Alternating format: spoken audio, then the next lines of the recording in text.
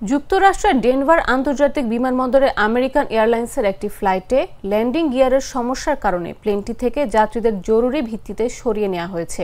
শনিবার দুপুরে এই ঘটনা ঘটে বলে নিশ্চিত করেছে স্থানীয় কর্তৃপক্ষ। জানা যায়, আমেরিকান এয়ারলাইন্সের ফ্লাইট 3023 ডেনভার থেকে মিয়ামির উদ্দেশ্যে যাত্রা করার কথা ছিল, কিন্তু সেটি রানওয়ে থেকে উড্ডয়ন শুরু করার সময় হঠাৎ সমস্যার মুখে পড়ে।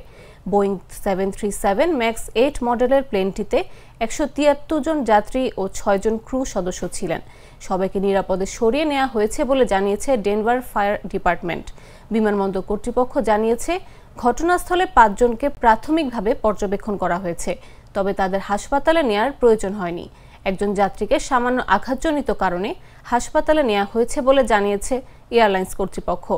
আমেরিকান এয়ারলাইন্স জানিয়েছে, প্লেনটি উড্ডয়নের আগে একটি চাকার সঙ্গে সম্পর্কিত যান্ত্রিক ত্রুটির মুখে পড়ে, সেটি পরিদর্শনের জন্য বাইরে রাখা হয়েছে।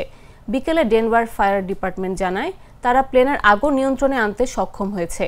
আমেরিকান এয়ারলাইন্স জানিয়েছে, ওই ফ্লাইটের যাত্রীরা একই দিন সন্ধ্যায় বিকল্প একটি প্লেনে করে মিয়ামি যাত্রা করবেন।